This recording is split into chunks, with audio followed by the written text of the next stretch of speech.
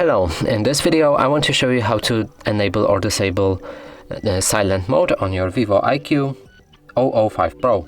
So in order to do this, there's a few ways, and the first one is to scroll down our toolbar or notification bar, however you call it, and here simply mute entire sound. You can also click on this right here in order to mute your phone entirely.